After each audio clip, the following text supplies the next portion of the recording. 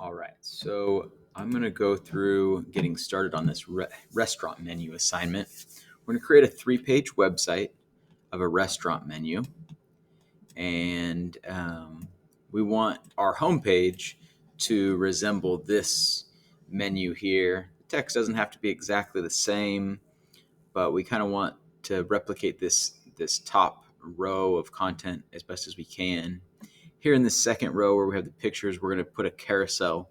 Instead of 3 images, we're going to pick 3 images that can be inside a moving carousel. And then in these 2 columns, I think our requirement is for at least 4 menu items in each column, so eight menu items total. But let's get started. And the first thing that I want to do is we could take a look a little bit further at these instructions. Down here at the bottom, there's some color codes that could kind of help us out. So the first thing I want to do is I want to make some links. And I know that we are going to have a style sheet. So I'm going to start by typing in that style sheet link. So I'm going to do it on line 12 over here. Let's see if it's a little bigger for you. And I know that my style sheet is here inside the CSS folder. So we're going to do link href equals, and then we want to write the file path. So our style sheet is in the CSS folder. So we do CSS/, and then style.css. And then the relationship of this link is that it is a style sheet. Okay. And then we want to make sure that we close off that angle bracket. The other link that we need is the Bootstrap link. And that link we can find on Get Bootstrap's website. We can go ahead and just link to that through their CDN. So let's open a new tab, and let's say we want to go to getbootstrap.com, and we're going to open up the documentation, and we find this section about the quick start. And the piece that we're actually looking for is this link right here in section 2. So we're going to copy that whole line of code and paste it back there. Okay. And if we run our website right now, we don't have anything because there's nothing in between our body tags yet, but we're going to go ahead and start setting up some of that in the next section. And to do that, we need to kind of look at our mock-up, or that image of what we're trying to make. I want to break it up into different rows. So I think right now I have like a row here up at the top, a row here with the carousel, and then one row with our content. It's going to have these 2 sections. And I think I can make this with a table is probably going to be the easiest way, but we'll see how it goes. So we need 3 rows, at least right now. I'm going to start off by making a outer div that's going to have the class equals container. And I'll make sure that I close that div.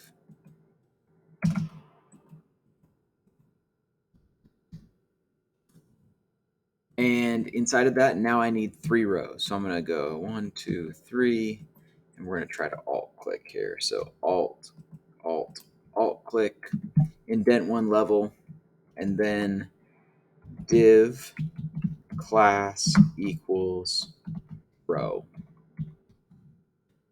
And now I close those divs off. And now I have my 3 rows. Okay.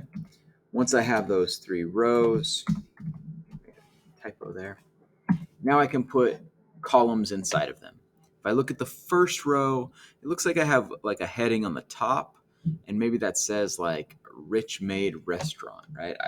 It doesn't really matter the title of your restaurant, so you can pick your own. But I think what I'm going to do is just copy this as closely as possible. So I'm going to make that, it's kind of small, it's not very big. So I think I'm just going to make it a heading, but like a H5. H5, Rich Made Restaurant. Okay. Now below that heading, I've got three sections. The dark gray section on the left that said voted best in town over here. And I have the good morning on the right. And then I have this big one, breakfast, in the middle. And I'm going to try to think about like what fraction of the page these are. Our Bootstrap class system, we're going to break it up into columns. I guess I could do the same thing and do three columns right now. So I can alt click 3 times and then tab, tab, tab. These are inside the row. Div class equals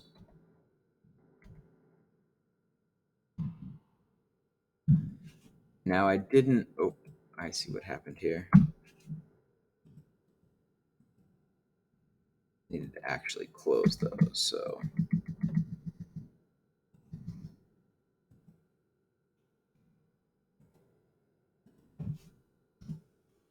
I have three columns. Well, the first column and the last column have the same width.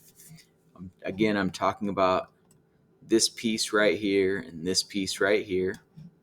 So I'm going to give those like a column dash, hyphen, minus sign, SM hyphen, I'm going to say 2.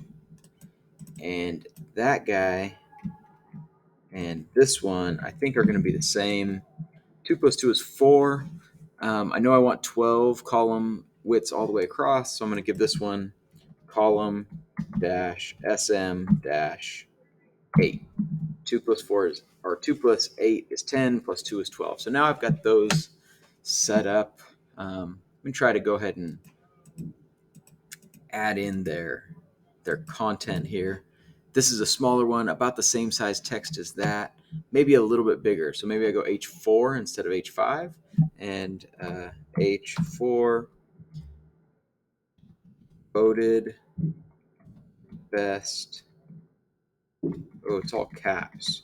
So voted best breakfast in town. And down here, H4 again. Good morning. In the middle, we've got probably an H1. The biggest thing on the page, breakfast. All caps. And below it,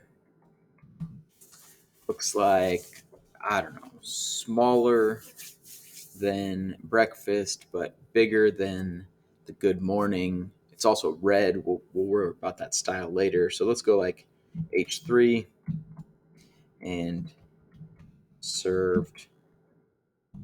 Okay. All right, I'm gonna run it now and kind of see how I got it. All right, it looks quite awful right now because nothing's centered. I know that everything in this row, when I look at everything in these, this is centered, this is centered, this is centered, and this is centered. They're all centered in their own column. So I'm going to go ahead and add to the row text dash center, and that's going to center everything between these two, anything between the opening and closing div of this row. So everything in there should be centered. I'm going to do that, and that looks okay. I think I'll stick with that for now. We'll add the style later.